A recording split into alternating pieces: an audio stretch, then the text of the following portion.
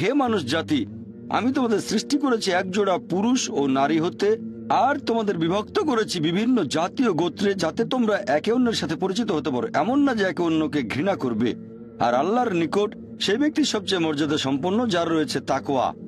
আল্লাহ তাআলার কাছে বিচার করার যে মানদণ্ডটা, সেটা লিঙ্গ নয়, গায়ের রং নয়, ধন সম্পদ নয়, অথবা বয়স নয়। সেটা হচ্ছে তাকওয়া, আল্লাহকে মেনে চলা, ধার্মিকতা এবং ন্যায়নিষ্ঠতা। যেটা দিয়ে একজন মানুষ আরেকজনের চেয়ে বেশি মর্যাদা পেতে পারে, সেটা হচ্ছে ন্যায়নিষ্ঠতা এবং ধার্মিকতা। অন্য কোনো মানদণ্ড নেই। কোরআন বলছে সূরা রুম অধ্যায় নম্বর 30 আয়াত নম্বর 22, আল্লাহর নিদর্শনগুলোর মধ্যে রয়েছে আকাশমণ্ডলী ও পৃথিবী এবং তোমাদের ভাষা ও বর্ণের বৈচিত্র্য। এতে জ্ঞানীদের জন্য বহু নিদর্শন রয়েছে।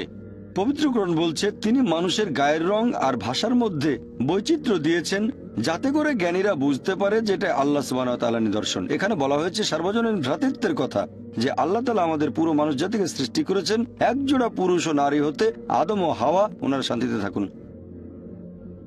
আল্লাহ সুবহানাহু ওয়া তাআলা বলেছেন সূরা ইসরা অধ্যায় নম্বর 17 আয়াত নম্বর 70, ওয়ালাকাদ কাররামনা বনি আদম, আমি আদম সন্তানকে মর্যাদা দান করেছি। আল্লাহ তাআলা পবিত্র কোরআনে বলেছেন যে আদম সন্তানদের সবাই, হোক তারা কালো বা সাদা, পুরুষ বা নারী, তারা জন্মাক ভারতে বা আমেরিকায় বা যুক্তরাজ্যে, তারা এই পৃথিবীর যে কোনো জায়গাতে থাকুক, আল্লাহ তাআলা আদম সন্তানদের সবাইকে মর্যাদা দান করেছেন, পুরো মানুষ জাতিকে। আর ইসলাম সার্বজনীন ভ্রাতৃত্বের কথা বলার পাশাপাশি একেবারে হাতে কলমে দেখিয়ে দেয় যে প্রত্যেক মুসলিম যারা ইসলাম ধর্ম পালন করে, তারা প্রতিদিন কমপক্ষে 5 বার এই কাজটাকে করে দেখাবে। আমি এখানে ইসলাম ধর্মের একটা স্তম্ভের কথা বলছি, সালাত বা নামাজ, প্রার্থনা করা। আমাদের প্রিয় নবী মুহাম্মদ সাল্লাল্লাহু আলাইহি সাল্লাম বলেছেন, যখন তোমরা নামাজের জন্য দাঁড়াবে, কাঁধে কাঁধ লাগিয়ে দাঁড়াবে। আপনার পাশে যে লোকটা দাঁড়িয়ে আছে, হোক সে কালো বা সাদা, ধনী বা গরিব, রাজা বা ফকির, যখন আপনি নামাজ পড়তে দাঁড়াবেন, কাঁধে কাঁধ লাগিয়ে দাঁড়াবেন। এভাবে আমরা সার্বজনীন ভ্রাতৃত্বের চর্চা করি প্রতিদিন কমপক্ষে 5 বার। এই ভ্রাতৃত্বের আরেকটা উদাহরণ হলো হজ। এটা ইসলাম ধর্মের আরেকটা স্তম্ভ। যেসব ধনী লোকের সামর্থ্য আছে, যাদের স্বাস্থ্য উপযোগী মক্কা ভ্রমণের জন্য হজ করতে, তারা জীবনে অন্তত একবার সেখানে যাবে। আর হজ হচ্ছে পৃথিবীর মধ্যে সবচেয়ে বড় বার্ষিক সম্মেলন, যেখানে 30 থেকে 40 লাখ মানুষ আসে পৃথিবীর বিভিন্ন দেশ থেকে, যেমন আমেরিকা, কানাডা, যুক্তরাজ্য, মালয়েশিয়া, পৃথিবীর বিভিন্ন দেশ থেকে সবাই এসে আরাফাত ময়দানে তারা একত্রিত হয়। আর সে সময় তারা পরে থাকে 2 টুকরো সেলাই না করা কাপড়, সাদা রঙের কাপড়। আপনি বুঝতে পারবেন না আপনার পাশে যে লোকটা দাঁড়িয়ে আছে সে রাজা না ফকির। আর সবাই তখন মুখে একটা কথাই বলতে থাকে, লাব্বাইক আল্লাহুম্মা লাব্বাইক, শোনো হে প্রভু, আমরা এসেছি তোমার আহ্বানে। ইসলাম হাতে কলমে সার্বজনীন ভ্রাতৃত্বের চর্চা করে। অনেক ধর্মই বিশ্বাস করে যে মানুষ জাতি সৃষ্টি হয়েছে একজোড়া পুরুষ ও নারী হতে, আদম ও হাওয়া। তবে কিছু ধর্ম আছে যারা শুধুমাত্র হাওয়াকে দায়ী করে মানুষ জাতির পতনের জন্য, যে এটাই আদি পাপ। তবে কোরআন পড়লে দেখবেন সেখানে আল্লাহ তাআলার আদেশ অমান্য করার দায়ভারটা দুজনের উপরই দেওয়া হয়েছে, আদম এবং হাওয়া, তারা শান্তিতে থাকুন। কোরআন বলছে সূরা আরফ অধ্যায় নম্বর 7 আয়াত 19 থেকে 27, আদম এবং হাওয়া তারা শান্তিতে থাকুন। তাদের দুজনকেই এখানে বেশ কয়েকবার সম্বোধন করা হয়েছে। তারা দুজনেই আল্লাহর আদেশ অমান্য করেছেন, দুজনে তওবা করেছেন, দুজনকে ক্ষমা করা হয়েছে। দায়ভারটা দুজনের উপরই দেওয়া হয়েছে। পবিত্র কোরআনে এরকম একটা আয়াত নেই যেখানে দায়ভারটা শুধু হাওয়াকে দেওয়া হয়েছে। তবে পবিত্র কোরআনে একটা আয়াত আছে সূরা তাহা অধ্যায় নম্বর 20 আয়াত নম্বর 121, বলা হয়েছে, এখানে শুধু আদম আলাইহিস সালামকে বলা হয়েছে যে তিনি আল্লাহকে অমান্য করেছেন। তবে সামগ্রিকভাবে কোরআন পড়লে দেখবেন দায়ভার দুজনের উপরই সমানভাবে দেওয়া হয়েছে। এরকম কিছু ধর্ম আছে আর তারা বলে যে মানব জাতির পতনের জন্য দায়ী হলো নারী। ইসলাম এটাতে বিশ্বাস করে না। কিছু ধর্ম বলে এই কারণে হাওয়াকে আল্লাহ শাস্তি দিয়েছেন, আর প্রসব যন্ত্রণা হচ্ছে মহিলাদের উপর আল্লাহর অভিশাপ এবং শাস্তির ফল। তবে ইসলামে গর্ভধারণ মহিলাদের সম্মান বাড়িয়ে দেয়। কোরআন বলছে সূরা নিসা অধ্যায় নম্বর 4 আয়াত নম্বর 1, তোমাকে ধারণ করা গর্ভকে শ্রদ্ধা করো। কোরআন বলছে সূরা লুকমান অধ্যায় নম্বর 31 আয়াত নম্বর 14, আমি মানুষকে নির্দেশ দিয়েছি বাবা মার সাথে সদাচরণ করার জন্য। অনেক কষ্ট বরণ করে মা তার সন্তানকে গর্ভধারণ করে এবং তার দুধ ছাড়ানো হয় 2 বছরে। কোরআনের কথাটা আবার বলা হচ্ছে সূরা আকাফ অধ্যায় নম্বর 46 আয়াত নম্বর 15, আমি মানুষকে বাবা মার সাথে সদ্ব্যবহার করার নির্দেশ দিয়েছি। কষ্টের সাথে মা তাকে গর্ভে ধারণ করে এবং প্রসব করে কষ্টের সাথে, তাহলে গর্ভধারণ মহিলাদের মর্যাদা বাড়িয়ে দেয়, কোনোভাবেই তাদের ছোট করে না। আর আমাদের প্রিয় নবী বলেছেন, এটা আছে সহিহ বুখারীতে। সহিহ বুখারী হলো সর্বশেষ চূড়ান্ত নবী মুহাম্মদ সাল্লাল্লাহু আলাইহি সাল্লামের কথা ও কাজের একটা নির্ভরযোগ্য সংগ্রহ। সহিহ বুখারীতে উল্লেখ আছে, খণ্ড নম্বর 8, আদব কায়দা অধ্যায় 2, হাদিস নম্বর 2। একবার এক লোক নবীকে জিজ্ঞেস করলো, এই পৃথিবীতে সবচেয়ে বেশি সাহচর্য আর ভালোবাসা কার প্রাপ্য? নবী বললেন, তোমার মা। লোকটা জিজ্ঞেস করলো, তারপর কে? নবী আবারও বললেন, তোমার মা। লোকটা জিজ্ঞেস করলো, তারপর কে? নবী আবারও বললেন, তোমার মা। লোকটা চতুর্থবারের মতো জিজ্ঞেস করলো যে তারপর কে? তখন নবী বললেন যে তোমার বাবা। তার মানে সাহচর্য আর ভালোবাসার থেকে 75% পাচ্ছেন মা, আর বাকি 25% পাচ্ছেন বাবা। এক কথায় মা পাচ্ছেন গোল্ড মেডেল, পাচ্ছেন সিলভার মেডেল, এর পাশাপাশি ব্রোঞ্জ মেডেলটাও, আর বাবাকে শুধু একটা সান্ত্বনা পুরস্কার নিয়ে সন্তুষ্ট থাকতে হচ্ছে। ইসলাম ধর্মের এই শিক্ষাগুলো আমরা মেনে চলি। যদি ভালো করে দেখেন, ইসলাম মহিলাদের অর্থনৈতিক অধিকার দিয়েছে পশ্চিমা বিশ্বের 1300 বছর আগে।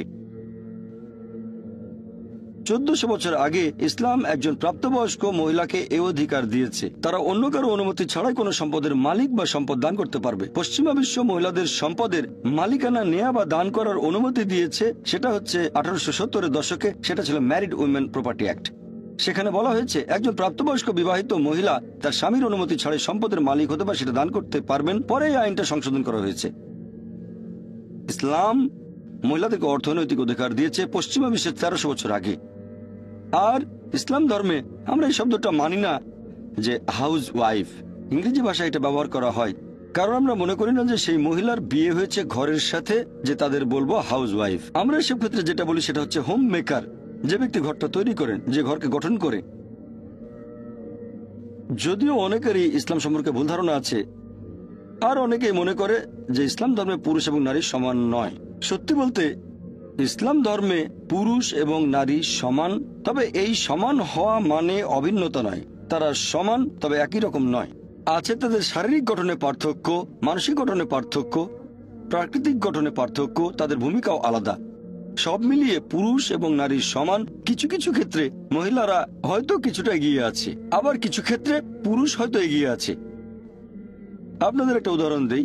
মনে করেন একটা ক্লাসে দুজন ছাত্র এ আর বি, তারা দুজনেই প্রথম হলো একটা পরীক্ষায়। দুজনে 180 পেয়েছে। যখন পরীক্ষার খাতাটা দেখলেন, সেখানে 10টা প্রশ্ন, মানে 10টা উত্তর, ধরেন প্রত্যেকটাতে 10 নাম্বার। দেখা গেল 1 নম্বর প্রশ্নের উত্তরে ছাত্র এ পেয়েছে 10-এর মধ্যে 9, ছাত্র বি পেয়েছে 10-এর মধ্যে 7।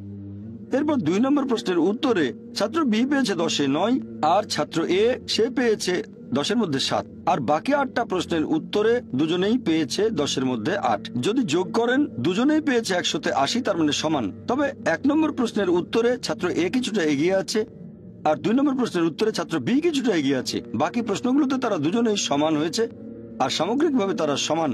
একইভাবে ইসলাম ধর্মে পুরুষ এবং নারী সমান। কিছু কিছু ক্ষেত্রে পুরুষরা কিছুটা এগিয়ে আছে, আর কিছু কিছু ক্ষেত্রে মহিলারা কিছুটা এগিয়ে আছে। যেমন ধরেন, যদি একজন চোর, একজন ডাকাত আমার ঘরে ঢোকে, তখন আমি বলবো না যে আমি নারী স্বাধীনতায় বিশ্বাস করি, এটা বলে আমার স্ত্রী বা মেয়েকে লড়াই করতে পাঠিয়ে দেব না। যেহেতু আল্লাহ আমাকে শারীরিক শক্তি দিয়েছেন, তাই লড়াই করার দায়িত্ব আমার। পবিত্র কোরআন বলছে সূরা নিসা অধ্যায় 4 আয়াত নম্বর 34 যে আল্লাহ পুরুষকে বেশি শক্তি দিয়েছেন, মহিলাদের নিরাপত্তা দায়িত্ব তার। তাহলে শক্তিতে পুরুষ কিছুটা এগিয়ে আছে।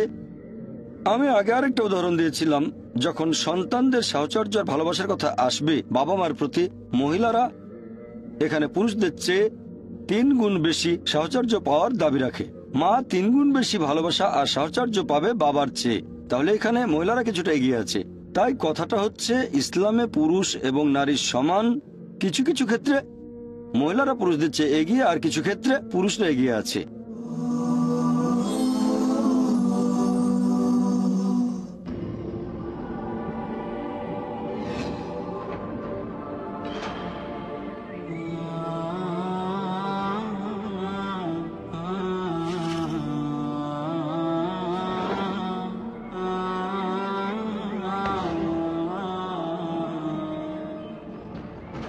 আমরা তো সকলেই চাই মহান আল্লাহর প্রেম ও পবিত্র জীবন অর্জন করতে। আল্লাহু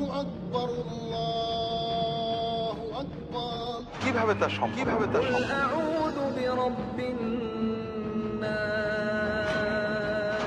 একমাত্র মুহাম্মদ রাসূলুল্লাহ সাল্লাল্লাহু আলাইহি ওয়াসাল্লামের অনুসরণ এবং অনুকরণের মাধ্যমে আমরা মহান আল্লাহর প্রেম ও পবিত্র জীবন পেতে পারি।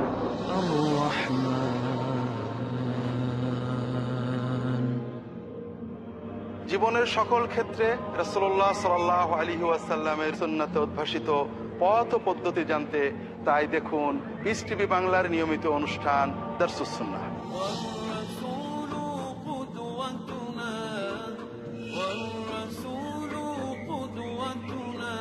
সমগ্র জীবনকে সফল ও সুন্দর করার জন্য প্রয়োজন সুন্নাতের বাস্তবায়ন। দেখুন দারসে সুন্নাহ প্রতি মঙ্গলবার রাত 8:30টায় বা পুনঃ সম্প্রচার সকাল 7টায় বাংলাদেশে পিস টিভি বাংলায়। The students of Islamic International School welcome all of you. Assalamu alaikum wa rahmatullahi wa barakatuh. Al-Malikul Quddusus Salamul Mu'minul Muhaymin. M-U-S-L-I-M, I'm so blessed to be with them. M-U-S-L-I-M, I'm so blessed to be with them. Don't know about you, I know about me. I'm proud 'cause I'm rolling Islamically. Everywhere I see, even on TV, people talking trash about the way I be. But what they all hate is if we get great, 'cause we're the only ones with our heads on straight. Don't ever frown on your head looking down. If you read the Quran, you're the best in the town. M-U-S-L-I-M, I'm so blessed to be with them. M-U-S-L-I-M, I'm so blessed to be with them. Watch Little Wonders at their best. বিস্ময় শিশুরা প্রতি বুধবার সন্ধ্যা 7টায় বা পুনঃ সম্প্রচার সকাল 11টায় বাংলাদেশে piece TV বাংলায়। আল্লাহর অসন্তুষ্টি, পাপকে পাপ বলে জানবো। মানুষ তো আদম সন্তান, পাপ হবে এটাই স্বাভাবিক। তাকে এই ব্যাপারে চিন্তিত থাকতে হবে। বিচলিত মন, পাপ ঘটে যাবে কিন্তু আমি নিরাশ না হই, এটা ঈমানই করতে।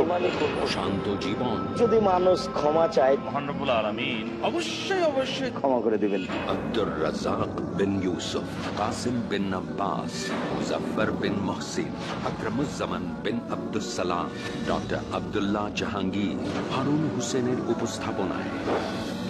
গুনাহ করার পর গুনাহ করতে থাকা, ঘাটতি তার ভিতরে দেখা দিচ্ছে। তওবা করা অর্থ ফিরে আসা। আর এই ক্ষেত্রে কিছু দিক নির্দেশনা রয়েছে। যখনই তোমার কোনো পাপ পেয়ে যাবে, তখনই তার পাশে তুমি নেকি করে দেবে। জানুন কিভাবে আমাদের ছোট বড় পাপ বয়ে আনে আমাদের অকল্যাণ। দেখুন পাপের অশুভ পরিণতি প্রতি বৃহস্পতিবার রাত 8টায় বা পুনঃ সম্প্রচার সকাল 6:30টায় বাংলাদেশে পিস টিভি বাংলায়।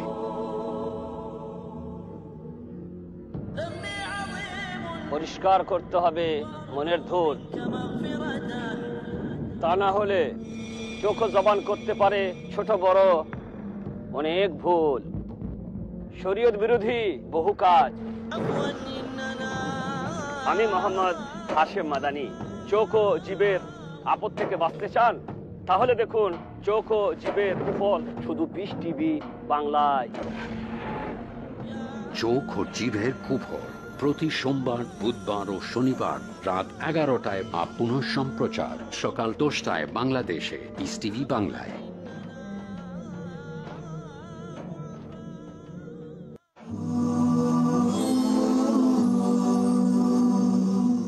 ইসলাম ধর্মের মূল যে ভিত্তি সেটা হচ্ছে কেবলমাত্র একজন সৃষ্টিকর্তা ও পালনকর্তাকে বিশ্বাস করা। আর এই স্রষ্টা আর পালনকর্তা আল্লাহ সুবহানাহু ওয়া তাআলা, তিনি সব মানুষের জন্য একই রকম। যদি এটা মানেন যে আমাদের সৃষ্টিকর্তা এবং পালনকর্তা এক আল্লাহ, সবার জন্য এক শুধুমাত্র, তাহলেই সব ধর্মের মধ্যে ভ্রাতৃত্ববোধ বজায় রাখা যাবে। আর এটাই হচ্ছে পৃথিবীর সব ধর্মের মূল ভিত্তি।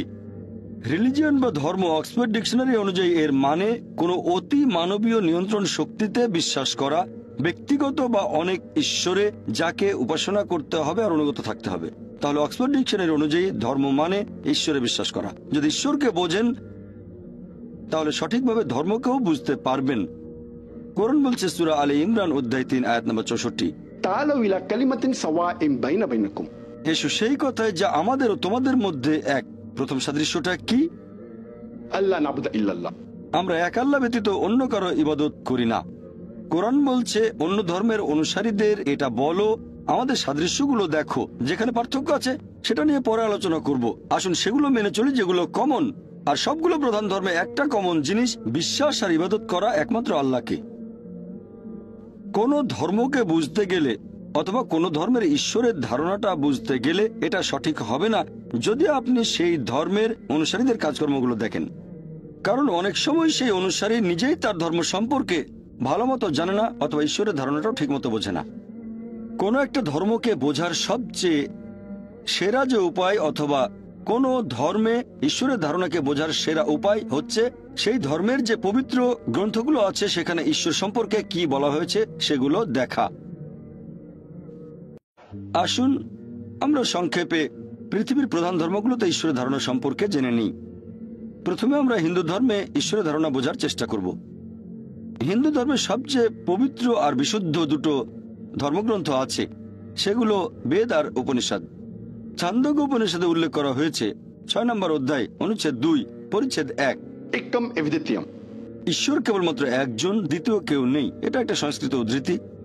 এরপর শ্বেতাক্ষেত্র উপনিষদে উল্লেখ আছে 6 নম্বর অধ্যায় অনুচ্ছেদ 9, নাচস্য কসিজ জনিতানা চদীপা, মহান ঈশ্বরের কোনো বাবা মা নেই, তার কোনো প্রভু নেই, তার কোনো বাবা নেই, তার কোনো মা নেই, তার উপরে আর কেউ নেই।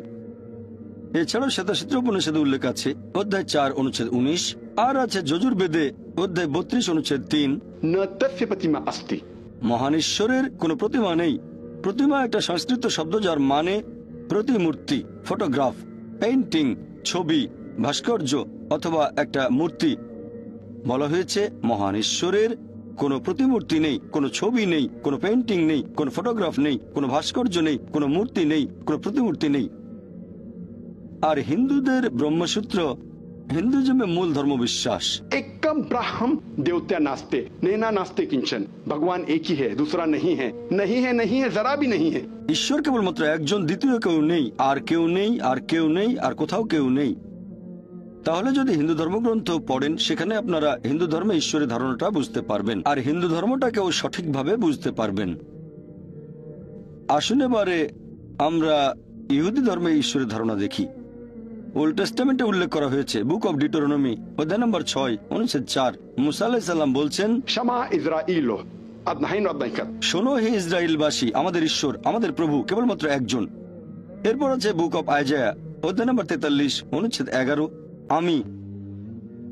আমি ঈশ্বর, আমি ব্যতীত আর কোনো রক্ষাকারী নেই। এরপর আছে বুক অফ আইজায়া অধ্যায় নম্বর 45 অনুচ্ছেদ 5, আমি ঈশ্বর এবং আমি ব্যতীত আর কোনো উপাস্য নেই। আরো আছে বুক অফ আইজায়া অধ্যায় নম্বর 46 অনুচ্ছেদ 9, আমি ঈশ্বর আর কোথাও কেউ নেই, আমি ঈশ্বর আমার মতো আর কেউ নেই। এরপর আরো বলা হয়েছে বুক অফ এক্সোডাস অধ্যায় নম্বর 20 অনুচ্ছেদ 3 থেকে 5। এছাড়াও আছে বুক অফ ডিটোরনমি অধ্যায় নম্বর 5 অনুচ্ছেদ 7 থেকে 9। সর্বশক্ত ঈশ্বর বলছেন, তোমরা আমাকে ব্যতীত অন্য কোনো দেবতার উপাসনা করবে না, তোমরা আমার কোন রকম প্রতিমূর্তি তৈরি করবে না যেটার সাথে সাদৃশ্য আছে, কোন রকম মিল আছে আকাশমণ্ডলীর কিছু, নিচের পৃথিবীর কিছু বা পানিতে কিছুর সাথে। তোমরা তাদের সামনে নতজন্য হবে না, তাদের সেবা করবে না, কারণ আমি তোমাদের প্রভু খুবই ঈর্ষাপরায়ণ। তাহলে যদি ওল্ড টেস্টামেন্ট পড়েন আপনারা ইহুদি ধর্মে ঈশ্বরের ধারণাটা বুঝতে পারবেন এবং ইহুদি ধর্মটাকে সঠিকভাবে বুঝতে পারবেন। এবারে খ্রিস্টান ধর্মে ঈশ্বরের ধারণা সম্পর্কে কিছু বলার আগে আমি কয়েকটা বিষয় পরিষ্কার করতে চাই। ইসলাম হচ্ছে একমাত্র অখ্রিস্টান ধর্ম যেখানে ধর্মবিশ্বাসের অন্যতম ভিত্তি যীশু খ্রিস্টকে নবী ও রাসূল বলে মানতে হবে। সেই মুসলিম আসলে মুসলিমই না যে যীশু খ্রিস্টকে নবী ও রাসূল বলে মানে না। আমরা মানি যে তিনি আল্লাহ তাআলার অন্যতম প্রধান একজন নবী ও রাসূল ছিলেন, বিশ্বাস করি যে তিনি ছিলেন মসীহ অর্থাৎ খ্রিস্ট, বিশ্বাস করি যে তিনি অলৌকিকভাবে জন্মেছিলেন কোনো পুরুষের হস্তক্ষেপ ছাড়াই, যেটা এখনকার দিনের অনেক আধুনিক খ্রিস্টানই বিশ্বাস করে না। বিশ্বাস করি যে তিনি আল্লাহর আদেশে মৃত ব্যক্তিকে জীবন দিয়েছেন, বিশ্বাস করি যে তিনি আল্লাহর আদেশে জন্মান্ধর কুষ্ঠরোগীদের সুস্থ করে তুলেছিলেন। খ্রিস্টান আর মুসলিমরা এখানে আমরা এক। প্রশ্ন করতে পারেন তাহলে পার্থক্যটা কোথায়? আমাদের পার্থক্য হচ্ছে অনেক খ্রিস্টানই বিশ্বাস করে বা বেশিরভাগ খ্রিস্টান বিশ্বাস করে যে যীশু খ্রিস্ট বা ঈসা আলাইহিস সালাম নিজেকে ঈশ্বর বলে দাবি করেছেন, বিশ্বাস করে যে তিনি সর্বশক্তিমান ঈশ্বর। সত্যি বলতে আপনারা যদি বাইবেল পড়েন, গোটা বাইবেলে একেবারে পরিষ্কার করে বলা, গোটা বাইবেলে স্পষ্ট করে বলা এমন একটাও অনুচ্ছেদ খুঁজে পাবেন না যেখানে যীশু খ্রিস্ট বা ঈসা আলাইহিস সালাম নিজের মুখে বলেছেন যে আমি ঈশ্বর অথবা তোমরা আমার উপাসনা করো। সত্যি বলতে যদি বাইবেল পড়েন, গসপেল অফ জনে বলা হয়েছে অধ্যায় নম্বর 14 অনুচ্ছেদ 28 যীশু খ্রিস্ট নিজের মুখে বলেছেন আমার পিতা আমার চেয়ে মহান। গসপেল অফ জন অধ্যায় 10 অনুচ্ছেদ 29 আমার পিতা সবার চেয়ে মহান। গসপেল অফ ম্যাথিউ অধ্যায় নম্বর 12 অনুচ্ছেদ 28 আমি ঈশ্বরের আত্মার সাহায্যে শয়তানকে তাড়িয়ে দেই। গসপেল অফ লুক অধ্যায় 11 অনুচ্ছেদ 20 আমি ঈশ্বরের আঙ্গুলের সাহায্যে শয়তানকে তাড়িয়ে দিই। গসপেল অফ জন অধ্যায় নম্বর 5 অনুচ্ছেদ 30 আমি নিজের থেকে কিছুই করতে পারি না, আমি যেমন শুনি তেমন বিচার করি, আর আমার বিচার ন্যায্য, কারণ আমি নিজের ইচ্ছা পূরণ করি না, আমার পিতার ইচ্ছা পূরণ করি। যদি কেউ বলে নিজের ইচ্ছা নয় আল্লাহর ইচ্ছা পূরণ করি, সে একজন মুসলিম। আমি আগে বলেছিলাম যে মুসলিম মানে যে আল্লাহর কাছে নিজের ইচ্ছাকে সমর্পণ করে, আর যিশু মানে ঈসা আলাইহিস সালাম বলেছেন আমার ইচ্ছা নয় পূরণ করি সর্বশক্তিমান ঈশ্বরের ইচ্ছা। তাহলে আরবিতে বললে তিনি একজন মুসলিম। সেজন্য আমি বলেছিলাম যে যীশু খ্রিস্ট হলেন আল্লাহ সুবহানাহু ওয়া তাআলার অন্যতম প্রধান একজন নবী ও রাসূল। এরপর যিশু আরো বলেছেন গসপেল অফ জন অধ্যায় নম্বর 14 অনুচ্ছেদ 24 তিনি বলেছেন তোমরা যে কথাগুলো শুনছো সেগুলো আমার নয়, বরং এগুলো পিতার যিনি আমাকে পাঠিয়েছেন। এরপর আছে গসপেল অফ জন অধ্যায় 17 অনুচ্ছেদ 3 যীশু খ্রিস্ট নিজের মুখে বলেছেন এই হলো অনন্ত জীবন, যাতে তোমরা জানতে পারো একমাত্র ঈশ্বরকে এবং যীশু খ্রিস্টকে যাকে তিনি পাঠিয়েছেন। এছাড়া পরিষ্কার বলা হয়েছে বুক অফ অ্যাক্টস অধ্যায় নম্বর 2 অনুচ্ছেদ 22 বলা হয়েছে হে ইসরায়েলবাসী মন দিয়ে শোনো, নাজারেত শহরের যিশু যে ঈশ্বর মনোনীত মানুষ তোমাদের মাঝে, সে অনেক অলৌকিক কাজ করবে, ঈশ্বর তাকে দিয়ে করাবেন আর তোমরা তার সাক্ষী থাকবে। ঈশ্বর মনোনীত একজন মানুষ তোমাদের মাঝে, সে অনেক অলৌকিক কাজ করবে, সেটা ঈশ্বর তাকে দিয়ে করাবেন, তোমরা তার সাক্ষী থাকবে। একবার যীশু খ্রিস্টকে প্রশ্ন করা হয়েছিল যে কোন আদেশটা প্রথমে মেনে চলবো, তিনি ঠিক সেই কথাটাই বলেছেন যেটা এর আগে বলেছিলেন মুসা আলাইহিস সালাম। এটা আছে গসপেল অফ মার্কে অধ্যায় নম্বর 12 অনুচ্ছেদ 29 যিশু আলাইহিস সালাম বলেছেন শামা ইসরাঈল আদনা হাইনু আদনাই খাদ শোনো হে ইসরায়েলবাসী, আমাদের প্রভু আমাদের ঈশ্বর কেবলমাত্র একজন। তাহলে যদি বাইবেল পড়েন আপনি খ্রিস্টান ধর্মের ঈশ্বরের ধারণাটা বুঝতে পারবেন, খ্রিস্টান ধর্মটাকেও সঠিকভাবে বুঝতে পারবেন। আসুন এবারে ইসলাম ধর্মে আল্লাহ ধারণা নিয়ে আলোচনা করি। আর ইসলাম ধর্মে আল্লাহ সুবহানাহু ওয়া তাআলার ধারণা সম্পর্কে সবচেয়ে সেরা যে উত্তরটা, সেটা পবিত্র কোরআনের সূরা ইখলাস কোরআনের অধ্যায় নম্বর 112 আয়াত 1 থেকে 4 বলা হয়েছে কুল হুয়াল্লাহু আহাদ বলো তিনি আল্লাহ এক অদ্বিতীয়, আল্লাহুস সামাদ আল্লাহ তিনি সার্বভৌম চিরস্থায়ী, লাম ইয়ালিদ ওয়া লাম ইউলাদ তিনি কাউকে জন্ম দেননি কখনো জন্ম নেননি, ওয়া লাম ইয়াকুল লাহু কুফুয়ান আহাদ তার সমতুল্য কিছুই নেই। এই হলো আল্লাহ সুবহানাহু ওয়া তাআলার 4 লাইনের সংজ্ঞা। যদি কেউ বলে যে অমুক জায়গায় অমুক লোক হচ্ছে ঈশ্বর, যদি কেউ এই 4টা পরীক্ষায় পাশ করে, আমরা মুসলিমরা আপত্তি ছাড়াই তাকে আল্লাহ বলে মেনে নিতে পারবো। 1 নম্বর হচ্ছে বলো তিনি আল্লাহ এক অদ্বিতীয়, 2 নম্বর তিনি হবেন সার্বভৌম চিরস্থায়ী, 3 নম্বর তিনি কাউকে জন্ম দেননি কখনো জন্ম নেননি, 4 নম্বর সমগ্র বিশ্বজগতে তার সমতুল্য আর কেউ নেই। এই হলো আল্লাহ তাআলা 4 লাইনের সংজ্ঞা। এটাকে আমরা বলি ঈশ্বর তত্ত্বের লিটমাস টেস্ট অথবা ঈশ্বর তত্ত্বের কোষ্ঠী পাথর। আর পবিত্র কোরআন বলছে সূরা আনাম অধ্যায় নম্বর 6 আয়াত নম্বর 108 যে আল্লাহকে ছেড়ে যাদেরকে তারা উপাসনা করে তাদের তোমরা ভুল করেও গালি দিও না, কেননা তারা সীমালঙ্ঘন করে অজ্ঞানতা বশত আল্লাহ সুবহানাহু ওয়া তাআলাকেও গালি দেবে। কোরআন মুসলিমদের নিষেধ করেছে খারাপ কথা বলবে না, গালি দেবে না, বদনাম করবে না। আল্লাহকে ছেড়ে যাদেরকে অন্য মানুষেরা উপাসনা করে, বরং কোনো কিছু না বুঝে তারা আল্লাহকে গালি দেবে। তাহলে ইসলাম ধর্মে আল্লাহর ধারণা বুঝতে গেলে আপনাকে কোরআন পড়তে হবে। বর্তমানে দুর্ভাগ্যজনকভাবে ইসলাম ধর্ম সম্পর্কে মানুষের ভুল ধারণা সবচেয়ে বেশি। যে ধর্মটার ব্যাপারে মানুষের ভুল ধারণা সবচেয়ে বেশি সেটা হচ্ছে ইসলাম। আর ইসলাম সম্পর্কে এই ভুল ধারণা জন্মানোর অন্যতম একটা কারণ আমার মতে সেটা হচ্ছে মিডিয়া। বর্তমানে আপনারা আন্তর্জাতিক মিডিয়াতে দেখবেন ইসলামের নামে বিদ্বেষপূর্ণ মিথ্যা প্রচারণা করা হয়। আপনারা দেখবেন আন্তর্জাতিক খবরের কাগজ, আন্তর্জাতিক ম্যাগাজিন, রেডিও ব্রডকাস্ট স্টেশন, আন্তর্জাতিক স্যাটেলাইট চ্যানেল আর ইন্টারনেটে ইসলামের নামে ভুল আর মিথ্যে খবর প্রচার করা হয়। আর ইসলাম ধর্মে যে শব্দটা নিয়ে ভুল ধারণা সবচেয়ে বেশি সেটা হচ্ছে জিহাদ। এ ব্যাপারে শুধু যে মুসলিমরা ভুল জানে তা নয়, এখন মিডিয়ার কল্যাণে অমুসলিমরা এই ভুল ধারণা রপ্ত করেছে। এখনকার দিনে বেশিরভাগ মানুষ হোক মুসলিম বা অমুসলিম, তারা মনে করে যে যুদ্ধটা করছে যে কোনো মুসলিম যে কোনো কারণে, হতে পারে ব্যক্তিগত স্বার্থে, হতে পারে সুনামের জন্য, হতে পারে খ্যাতির জন্য, হতে পারে সম্মানের জন্য, অথবা কোনো দেশের জন্য, যে যুদ্ধটা করছে একজন মুসলিম সেটাকে বলা হচ্ছে জিহাদ। জিহাদ বলতে একজন মুসলিমের যে কোনো কারণে যুদ্ধ করাকে বোঝায় না। জিহাদ এর মূল আরবি শব্দ জাহাদা, যার মানে হচ্ছে চেষ্টা করা অথবা সংগ্রাম করা। ইসলামিক পরিভাষায় জিহাদ মানে চেষ্টা আর সংগ্রাম করা নিজের খারাপ আকাঙ্ক্ষার বিরুদ্ধে। জিহাদের আরেকটা মানে চেষ্টা আর সংগ্রাম করা সমাজকে উন্নত করার জন্য। তাহলে মূলত জিহাদ মানে চেষ্টা আর সংগ্রাম করা। একজন ছাত্র যদি পরীক্ষায় পাশ করার জন্য চেষ্টা আর সংগ্রাম করে, আরবিতে তাকে আমরা বলবো জিহাদ করছে। তাহলে জিহাদ শব্দের মানে চেষ্টা আর সংগ্রাম। বর্তমানে যারা প্রাচ্যের উপর বিশেষজ্ঞ তারা জিহাদ শব্দের অনুবাদ করেন পবিত্র যুদ্ধ। যদি পবিত্র যুদ্ধ শব্দের আরবি করেন সেটা হবে হারবুম মুকাদ্দাসা। আর এই হারবুম মুকাদ্দাসা শব্দটা কোরআনের কোথাও বলা হয়নি, নবী মুহাম্মদ সাল্লাল্লাহু আলাইহি ওয়াসাল্লামের কোনো হাদিসেও বলা হয়নি। এই পবিত্র যুদ্ধ শব্দটা যদি আপনার ইতিহাস দেখেন, এটা প্রথম ব্যবহার হচ্ছে ক্রুসেডকে বোঝাতে। এই ক্রুসেডাররা মানুষজনকে জোর জবরদস্তি করে খ্রিস্টান ধর্ম গ্রহণ করতে বাধ্য করত। আর দুর্ভাগ্যজনকভাবে এখন শব্দটা ব্যবহার হচ্ছে ইসলাম আর মুসলিমদের বোঝাতে। কোরআন একেবারে পরিষ্কার করে বলেছে, সূরা মাইদা অধ্যায় নম্বর 5 আয়াত নম্বর 32, যদি কেউ অন্য কোনো মানুষকে হত্যা করে, সেটা যদি হত্যার অপরাধ বা দেশে বিশৃঙ্খলা সৃষ্টির অপরাধে না হয়, তাহলে সে যেন পুরো মানব জাতিকে হত্যা করল। পবিত্র কোরআন বলছে, যদি কোনো মানুষ অন্য একজন নিরীহ মানুষকে হত্যা করে, হোক সে মুসলিম বা অমুসলিম, তাহলে সে যেন পুরো মানব জাতিকেই হত্যা করলো। আয়াতটাতে আরো বলা হয়েছে, যদি কেউ অন্য মানুষের জীবন বাঁচায়, হোক সে মুসলিম বা অমুসলিম, তাহলে সে যেন পুরো মানব জাতির জীবন বাঁচালো। কম্পারেটিভ রিলিজিয়নের একজন ছাত্র হিসেবে আমি পবিত্র কোরআন বাদে পৃথিবীর অন্য কোনো ধর্মগ্রন্থ দেখিনি যেখানে সন্ত্রাসের বিরুদ্ধে এত স্পষ্ট করে বলা হয়েছে, নিরীহ মানুষকে হত্যার বিরুদ্ধে বলা হয়েছে।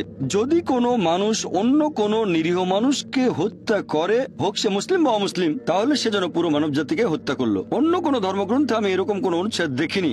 কোরআন বাদে আর কোনো ধর্মগ্রন্থে এভাবে সন্ত্রাসবাদকে নিষেধ করা হয়নি। বলা হয়েছে, যদি কোনো মানুষ অন্য মানুষের জীবন বাঁচায়, হোক মুসলিম বা অমুসলিম, তাহলে সে যেন পুরো মানব জাতির জীবন বাঁচালো।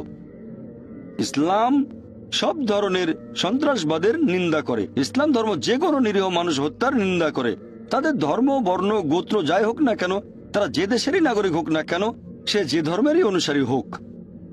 ইসলাম আর আমি নিজেও সব ধরনের সন্ত্রাসবাদকে নিন্দা করি। এছাড়াও নিন্দা করি সেই 9/11-কে, যেটা ঘটেছিল 2001 সালের 9 সেপ্টেম্বর নিউ ইয়র্কের টুইন টাওয়ারে আক্রমণ। সেখানে কয়েক হাজার নিরীহ মানুষ মারা গিয়েছিল।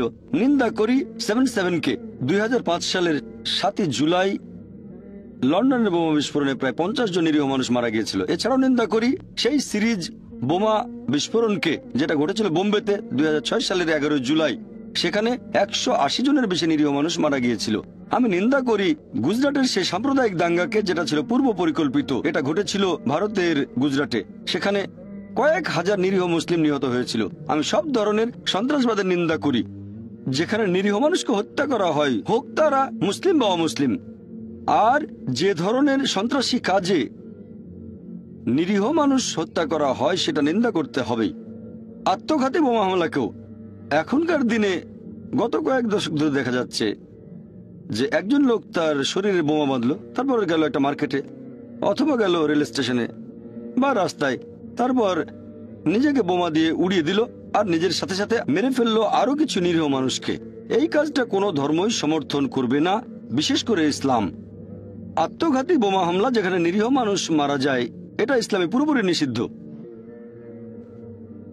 দুর্ভাগ্যজনকভাবে যদিও ইসলাম ধর্ম সব ধরনের সন্ত্রাসবাদকেই নিন্দা করে, অতীতে যত সন্ত্রাসবাদ হয়েছে সবগুলোকে, আর একবিংশ শতাব্দীর সন্ত্রাসকেও নিন্দা করে। সন্ত্রাসকে নিন্দা করলেও দুর্ভাগ্যজনকভাবে বর্তমানে মিডিয়া প্রচার করে ইসলাম এমন একটা ধর্ম যেটা সন্ত্রাসবাদকে সমর্থন করে। প্রত্যেক সম্প্রদায়ে কিছু কুলাঙ্গার থাকে, আর আমিও এটা জানি যে মুসলিম সম্প্রদায়ের মধ্যেও কিছু কুলাঙ্গার আছে। মিডিয়া এখানে কি করে? মিডিয়া মুসলিমদের মধ্য থেকে সেই কুলাঙ্গারদের বেছে নেয় আর প্রচার করে যে এরাই হচ্ছে আদর্শ মুসলিম। এই মিথ্যা প্রচারের কারণে আমরা দেখি যে বেশিরভাগ মানুষ মনে করে ইসলাম সন্ত্রাসকে সমর্থন করে। কোরআন পড়লে দেখবেন, নবীর সহিহ হাদিস পড়লে দেখবেন, পৃথিবীর প্রধান ধর্মগুলোর মধ্যে ইসলাম ধর্ম সবচেয়ে সোচ্চার হয়ে নিরীহ মানুষ হত্যার প্রতিবাদ করেছে। আর মিডিয়ার প্রচারণার ফলে যারা নেতিবাচক মনোভাবের শিকার হন তাদের মধ্যে আমিও একজন। 8 মাস আগে 2010 সালের জুন মাসে যুক্তরাজ্যে গিয়ে আমার বেশ কয়েকটা লেকচার দেওয়ার কথা ছিল। প্রথম লেকচারটা ছিল ওয়েমলি এরিনায়, লন্ডনের ওয়েমলিতে, তারপর এলজি এরিনা এনএসি বার্মিংহামে, এরপর শেফিল্ডের শেফিল্ড এরিনায়। প্রত্যেকটা এরিনাতে দর্শক ধারণ ক্ষমতা 10 থেকে 15,000-এর মতো, আর এগুলো খুবই বিখ্যাত। আমার লেকচার ট্যুরের মাত্র 3 সপ্তাহ আগে একটা খবর ছাপানো হলো শীর্ষস্থানীয় একটা পত্রিকা সানডে টাইমসে। সানডে টাইমসে হেডলাইন করা হলো এভাবে, ঘৃণা ছড়িয়ে দেওয়া মুসলিম ধর্মপ্রচারককে ব্রিটেনে ঢুকতে দেওয়া হচ্ছে।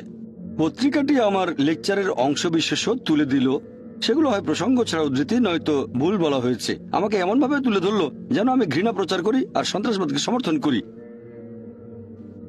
তার কয়েকদিন পরে সেই খবরটাকে তুলে নিয়ে আবার ছাপানো হলো যুক্তরাজ্যের অনেকগুলো খবরের কাগজে।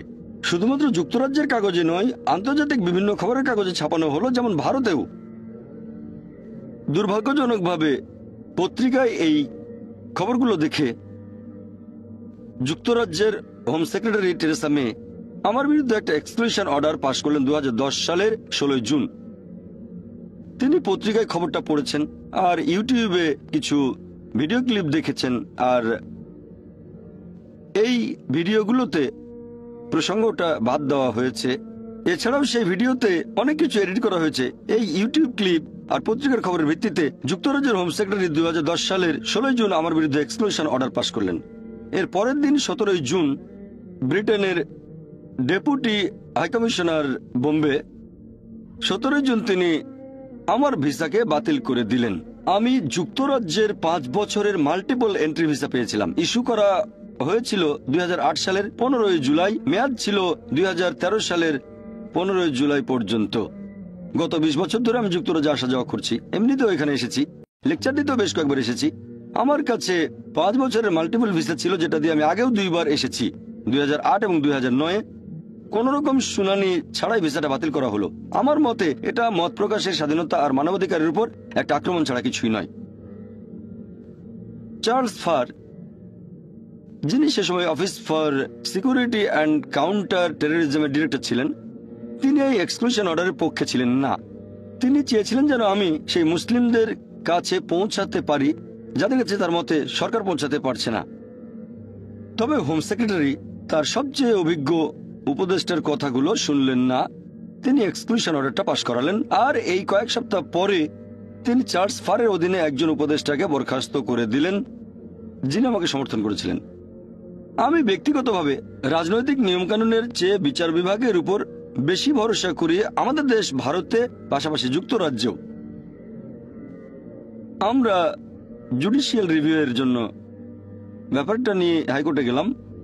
যদিও হোম সেক্রেটারি বলেছেন মানবাধিকারের ক্ষেত্রে আমি মামলা করতে পারবো না, কারণ আমি যুক্তরাজ্যের নাগরিক নই। জাস্টিস ট্যানস্টন বললেন, রিভিউ করার পরে তিনি বললেন যে আমি মামলা করতে পারি। তিনি একটা জাজমেন্ট পাশ করালেন আর বললেন যে হোম সেক্রেটারির প্রথম 3টি সিদ্ধান্ত, একটা 16 জুনে, একটা 17 জুনে আর একটা 27 জুনে, এর সবগুলোই আইন বহির্ভূত। তবে এরপরে 2010 সালের আগস্ট মাসে তারা আরো বাড়তি কিছু তথ্য দিল। তখন তিনি বললেন এটা আইনসম্মত। ব্যাপারটা ঠিক যুক্তিসঙ্গত না। বিচার বিভাগের উপর আমার আস্থা আছে। আমরা একটা আপিল ফাইল করেছি হাইকোর্টের এই রায়ের বিরুদ্ধে, আর আমি বিশ্বাস করি যে ইনশাল্লাহ খুব শিগগিরই এই এক্সক্লুশন অর্ডারটা বাতিল করা হবে কোর্ট অফ আপিলে। আশা করছি যে ভবিষ্যতে একদিন হোম সেক্রেটারি টেরেসা মের সাথে আমি সাক্ষাৎ করব সামনাসামনি, আর তাকে ইসলাম ধর্মের শান্তির বাণীগুলো শোনাবো। আমার লেকচার আর ইসলাম সম্পর্কে কোনো ভুল ধারণা থাকলে সেটাও দূর করে দেব। আমি ব্যক্তিগতভাবে চেয়েছিলাম যে সশরীরে অক্সফোর্ড ইউনিয়নে এসে এই লেকচারটা দেব, তারপর সরাসরি প্রশ্ন উত্তর পর্ব স্যাটেলাইটের মাধ্যমে না। গত মাসে আমি ফ্রান্সে গিয়েছিলাম, ফ্রান্সের প্যারিসে। সেখানে বোর্ড মিটিং করেছিলাম আমাদের ট্রাস্টের ইসলামিক রিসার্চ ফাউন্ডেশন ইন্টারন্যাশনাল, যার হেড অফিস যুক্তরাজ্যে। এছাড়াও আছে ইউনিভার্সাল ব্রডকাস্ট লিমিটেড।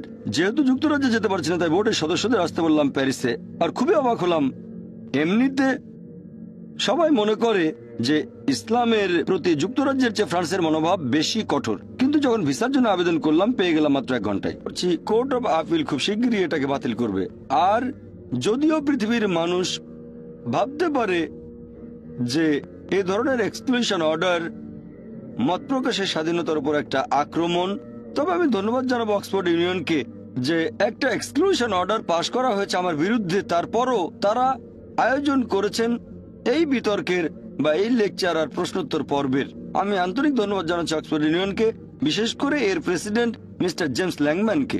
এই অনুষ্ঠানের আয়োজন করে তিনি যথেষ্ট সাহসের পরিচয় দিয়েছেন। আমার কথাগুলোর সাথে অক্সফোর্ড ইউনিয়ন একমত হতে পারে, নাও পারে। আমার কথাগুলো পছন্দ করতে পারে, নাও করতে পারে। আমি প্রশংসা করছি যে তারা মত প্রকাশের স্বাধীনতাকে যথেষ্ট গুরুত্ব দেয়।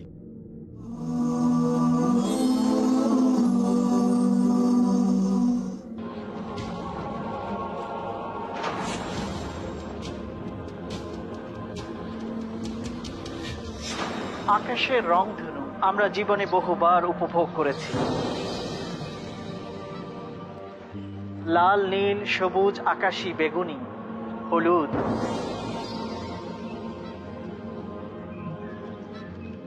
নানা রঙের সমাহার আমরা দেখেছি রংধনু।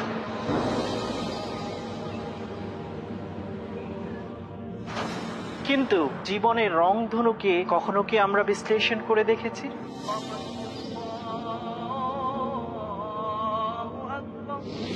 আমরা জীবনের উত্থান পতন, চড়াই উতরাই, আনন্দ বেদনা, ক্ষোভ হতাশা সম্পর্কে বিস্তারিত জানার চেষ্টা করব।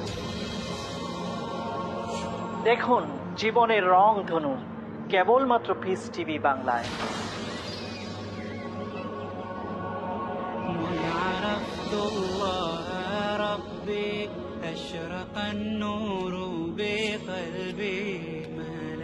জানুন কত কার্যকরী ভাবে মুমিন বান্দা নিজের প্রতিটি কাজকে ইসলামী রঙে রঞ্জিত করে।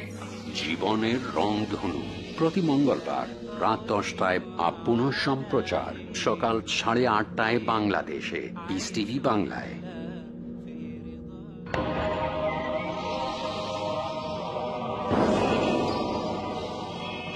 সেই তো একজন আদর্শ মুসলিম। ওয়ামান আহসানু দীনান মিম্মান আসলামা ওয়াজহাহু লিল্লাহি ওয়া হুয়া মুহসিন,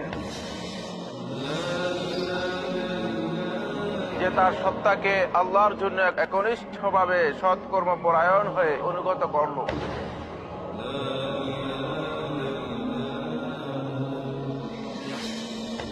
তাই আমাকে আপনাকে হতে হবে আল্লাহর জন্য অনুগত, হতে হবে একজন প্র্যাকটিসিং মুসলিম।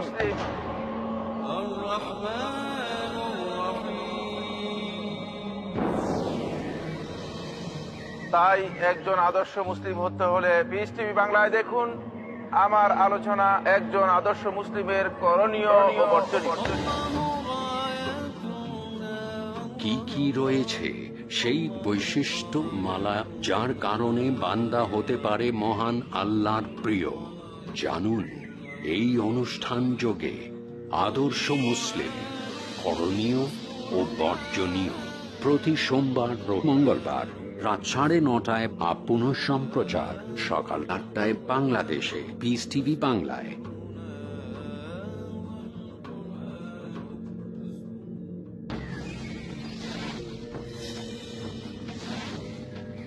ইবাদত আমল করলেই কি হয়ে যায়? ভাবেন কি যা কিছু করছেন তাই? অবশ্যই নয়, যতক্ষণ না আমল, ইবাদত কবুল ও সংরক্ষণের শর্ত পূর্ণ হয়।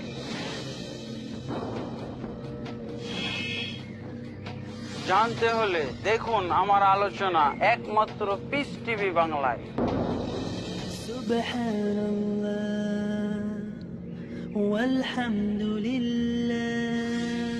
বুঝুন সেই বিশিষ্ট নীতিমালা যার কারণে ইসলাম সারা বিশ্বে জনপ্রিয় হয়ে উঠেছে। দেখুন ইসলামের মৌলিক জ্ঞান প্রতি শনিবার রাত 8:30টায় পুনঃ সম্প্রচার সকাল 7টায় বাংলাদেশে পিস টিভি বাংলায়। কোরআন একটা চূড়ান্ত বার্তা। মহাবিশ্বের মহাবিশ্বয় মহাগ্রন্থ আল কোরআন দিয়ে আমাদের হেদায়েতের ব্যবস্থা করেছেন। কোরআন will remain as the most modern book ever. এমন এক কিতাব যেই কিতাব দিয়ে মানুষের সব সমস্যার সমাধান করা যায়। সমাজের মধ্যে আল্লাহ সুবহানাহু ওয়া তাআলা কোরআনকে রাখবেনই। কোরআন শুধুমাত্র মুমিনদের সম্পদ নয়, কোরআন হচ্ছে বিশ্ব মানবতার মহান সম্পদ। দেখুন শাইখ আব্দুর রহমান মাদানীর সাথে আসুন কোরআন দিয়ে জীবন গড়ি, প্রতি রবিবার ও মঙ্গলবার সন্ধ্যা 5:30 বা পুনঃ সম্প্রচার সকাল 6টায় বাংলাদেশে পিস টিভি বাংলায়।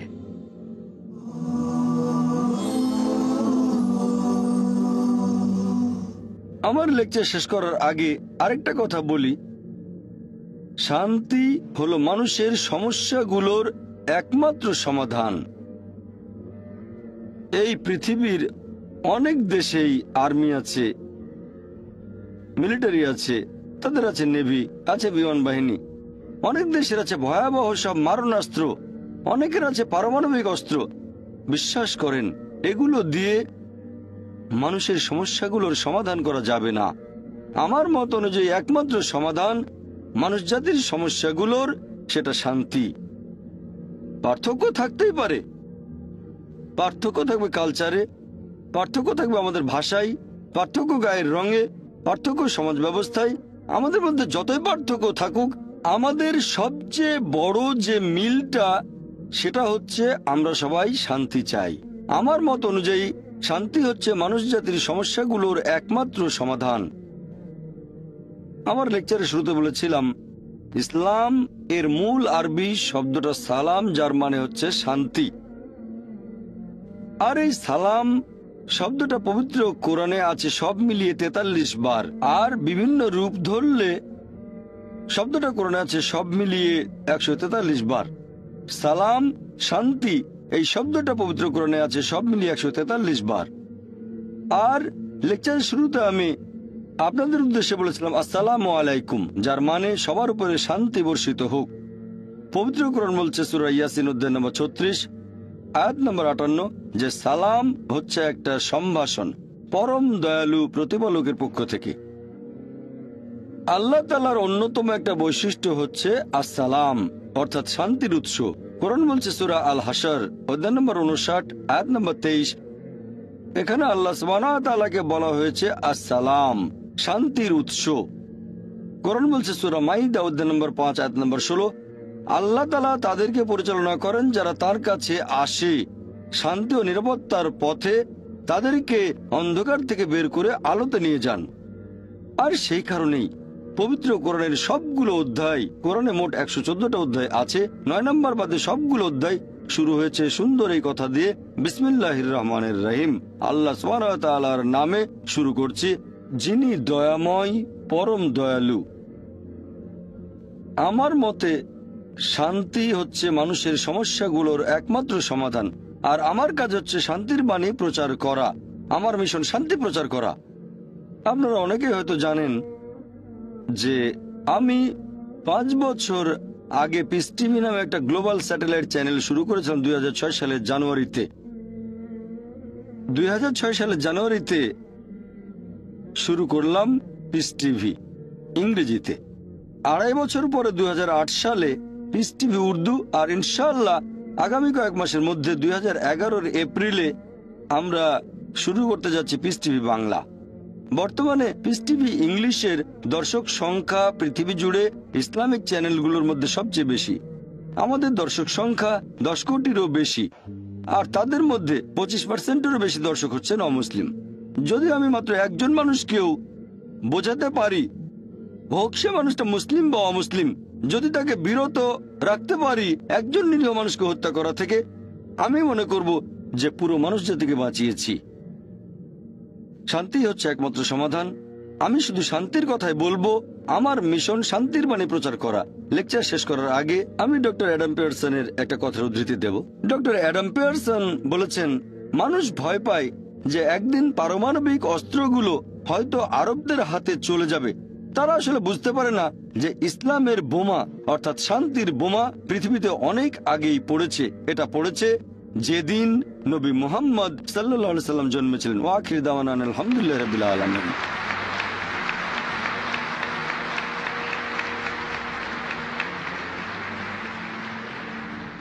লেডিস অ্যান্ড জেন্টলম্যান, আপনারা যারা প্রশ্ন করতে চান তারা হাত তুলে আমাকে জানাবেন ডক্টর নায়েককে প্রশ্ন করার জন্য। এখানে আমাদের নিয়মটা হবে এরকম, আপনারা হাত তুলে আমাকে জানাবেন, তারপর আপনারা পোডিয়ামের উপর মাইক্রোফোনের সামনে দাঁড়াবেন, একবারে 5 জন করে। প্রশ্ন করার সময় পোডিয়ামে দাঁড়াবেন, আর উত্তর শেষ না হওয়া পর্যন্ত দয়া করে সেখানেই আপনারা থাকবেন, তারপর আপনার সিটে চলে যাবেন। তাহলে প্রথম প্রশ্ন এদিক থেকে, তারপর এদিকে, তারপর ও পাশে, এভাবে প্রশ্ন করা চলতে থাকবে। হাত তুলে আমাকে জানাবেন, উত্তর শেষ হলে সিটে বসে পড়বেন। ডক্টর নায়েক, আপনার লেকচারের জন্য অনেক ধন্যবাদ। আমার প্রশ্নটা হলো, আপনি বলেছেন আপনি শান্তি প্রচার করেন, আপনি ইসলাম ধর্মের শান্তির ধারণাটা খুব সুন্দরভাবে বললেন। আপনার মাইক্রোফোনের সামনেও লেখা আছে পিস, তার মানে শান্তি। আমিও আপনার সাথে অনেক বিষয়ে একমত। আমার প্রশ্ন হচ্ছে, তারপরেও কেন আপনার কথাগুলোকে বিতর্কিত হিসেবে দেখা হয়? ইসলামিক বিশ্বে বিভিন্ন মুসলিম বিশেষজ্ঞগণ তারা আপনার কথাগুলোকে ভুল বলে মনে করেন। এরকম হওয়ার কারণটা কি? আপনি বললেন যে হোম সেক্রেটারি আপনাকে যুক্তরাজ্যে নিষিদ্ধ করেছেন মিডিয়ার ষড়যন্ত্রের কারণে, তারপরেও অনেকেই কেন আপনার কথাগুলোকে অপছন্দ করে? ভাই, খুব সুন্দর প্রশ্ন করেছেন। আমি যদি শান্তির বাণী প্রচার করি, শান্তি প্রচার করি, তারপরও অনেকে আমার বিরুদ্ধে, মুসলিম আছে, অমুসলিম আছে, যুক্তরাজ্যের হোম সেক্রেটারি। ভাই, আপনাকে বুঝতে হবে, যখন কেউ জনপ্রিয় হয়ে যায় তখন অবশ্যই তার বিরুদ্ধে কিছু লোক থাকবে। সেই জনপ্রিয় মানুষটা ভালো কাজ করতে পারে, খারাপ কাজও করতে পারে। আমি আপনাকে একটা সুন্দর উদাহরণ দিচ্ছি। বর্তমানে মাইকেল এইচ হার্ট নামে একজন লেখক, তিনি একটা বই লিখেছেন, পৃথিবীর ইতিহাসে প্রভাবশালী 100 জন মানুষ। তিনি খ্রিস্টান হলেও তালিকায় 1 নম্বরে রেখেছেন সবচেয়ে প্রভাবশালী মানুষ নবী মুহাম্মদ সাল্লাল্লাহু আলাইহি সাল্লামকে। এমনিতেও দেখবেন যে মুসলিমরা তাদের নবীকে ইতিহাসের সবচেয়ে গুরুত্বপূর্ণ আর প্রভাবশালী মানুষ বলে মনে করে থাকে। অনেক অমুসলিমও ব্যাপারটাকে এভাবেই দেখে থাকে। তবে যদি ভালো করে দেখেন যে এই পৃথিবীতে যে মানুষটার বিরুদ্ধে সবচেয়ে বেশি বই লেখা হয়েছে তিনিও নবী মুহাম্মদ সাল্লাল্লাহু আলাইহি সাল্লাম। সেই বইটাতে তালিকায় 2 নম্বরে আছেন স্যার আইজ্যাক নিউটন। তিনি আসলে সব মানুষের কাছে সেভাবে পরিচিত নন, তিনি ছিলেন বিজ্ঞানী। সেই তালিকায় 3 নম্বরে আছেন যীশু খ্রিস্ট বা ঈসা আলাইহিস সালাম।